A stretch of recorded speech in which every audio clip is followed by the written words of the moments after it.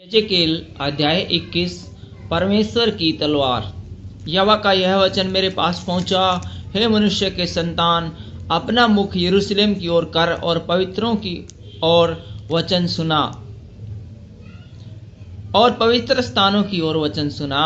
Israel देश के विषय में भविष्यवाणी कर और उससे कह, प्रभु यहोवा यूं कहता है, देख मैं तेरे विरुद्ध हूँ और तेरी तलवार म्यान में से खींचकर तुझ में से धर्मी और अधर्मी दोनों का नाश करूंगा, इसलिए कि मैं तुझ में से धर्मी और अधर्मी सबका नाश करने वाला हूँ। इस कारण मेरी तलवार म्यान से निकलकर दक्षिण से उत्तर तक सब प्राणियों के विरुद्ध चलेगी।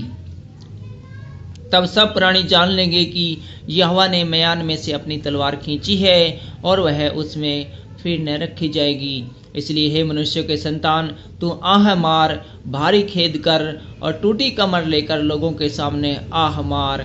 जब वे तुझसे पूछे तू क्यों आह मारता है, तब कहना समाचार के कारण, क्योंकि ऐसी बात आने वाली है कि सबके मन टूट जाएंगे और सबके हाथ ढीले पड़ेंगे, सबकी आत्मा बेबस और सबके घुटने निर्बल हो जाएंगे।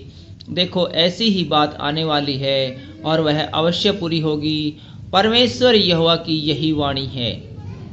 फिर यहोवा का यह वचन मेरे पास पहुंचा, हे यहोवा की संतान, भविष्यवाणी करके कह, परमेश्वर यहोवा यूं कहता है, देख शान चढ़ाई हुई तलवार और झलकाई हुई तलवार, वह इसलिए शान चढ़ाई गई कि उससे घात किया जाए और इसलिए झलकाई गई कि बिजली के समान चमके। तो क्या हम हर्षित हों? वह तो यहोवा के पुत्र का राजदंड है और सब पेड़ों को तुच्छ जानने वाला है। वह झलकाने को इसलिए दी गई कि हाथ में ली जाए, वह इसलिए शान चढ़ाई और झलकाई गई कि घात करने वालों के हाथ में दे दी जाए।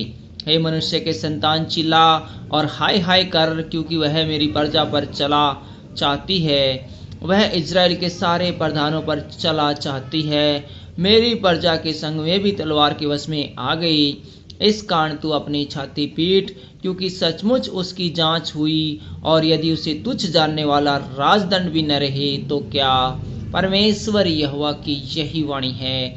इसलिए हे मनुष्य के संतान, भविष्यवाणी कर और हाथ पर हाथ दे मार, और 3 बार तलवार का बल दूना किया जाएगा। वह तो घात करने की तलवार, वरन बड़े से बड़े की घात करने की तलवार है, जिसे कोठरियों में भी कोई नहीं बच सकता।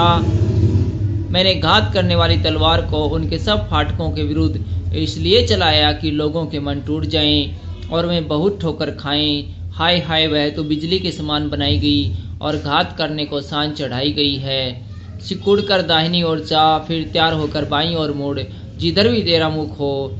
मैं भी ताली बजाऊंगा और अपनी जलजलाहट को ठंडा करूंगा। मुझ यहोवा ने ऐसा कहा है।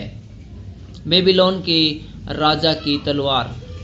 फिर यहोवा का यह वचन मेरे पास पहुंचा, हे मनुष्य के संतान, 2 मार्ग ठहरा ले कि बेबीलोन के राजा की तलवार आए।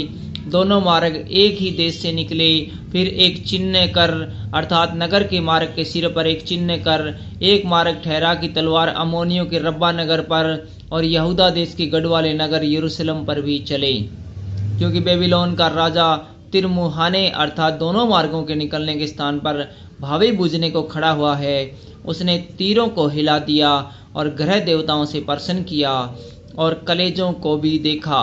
उसके दाहिने हाथ में यरूशलेम का नाम है कि वह उसकी ओर युद्ध के यंत्र लगाए और गला फाड़कर घात करने की आज्ञा दे और ऊंचे शब्द से ललकारे, फाटकों की ओर युद्ध के यंत्र लगाए और दमदमा बांधे और कोट बनाए। परंतु लोग तो उस भावी कहने को मिथ्या समझेंगे। उन्होंने जो उसकी शपथ खाई है, इस कारण वह उनके अधर्म का स्मरण कराकर उन्हें पकड़ लेगा। इस कारण प्रभु यहोवा यूं कहता है, इसलिए कि तुम्हारा अधर्म जो स्मरण किया गया है और तुम्हारे अपराध जो खुल गए हैं, क्योंकि तुम्हारे सब कामों में पाप ही पाप दिखाई पड़ा है और तुम स्मरण में आए हो, इसलिए तुम उन्हीं से पकड़े जाओगे। हे इज़राइल दुष्ट प्रधान, तेरा दिन आ गया है, अधर्म के अंत का समय आ पहुंचा है। तेरे विषय में परमेश्वर यहोवा यूं कहता है, पगड़ी उतार और मुकुट भी उतार दे। वह ज्यों का त्यों नहीं रहने का, जो नीचा है उसे ऊंचा कर और जो ऊंचा है उसे नीचा कर। मैं उसको उल्ट दूंगा और उल्ट उल्ट कर दूंगा, उल्ट पुल्ट कर दूंगा, हाँ उल्ट दूंगा। और जब तक उसका अधिकारी न आए तब तक वह उल्टा रहेगा, तब मैं उसे दे दूंगा। अम्मोनियों के विरुद्ध तलवार।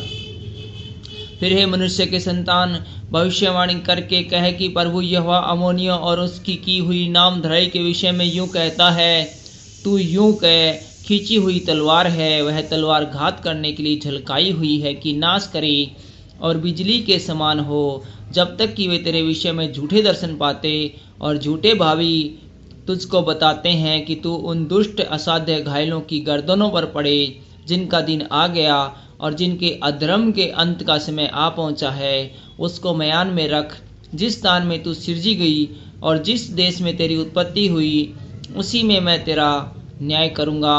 मैं तुझ पर अपना क्रोध भड़काऊँगा और तुझ पर अपनी जलजलाहट की आग फूंक दूँगा और तुझे पशु स्त्री के मनुष्यों के हाथ में कर दूँगा, जो नष्ट करने में निपुण है। तू आग का कौर होगी, तेरा खून देश में बना रहेगा, तू समण में न रहेगी, क्योंकि मुझ यहोवा ने ही ऐसा कहा है। Thank you.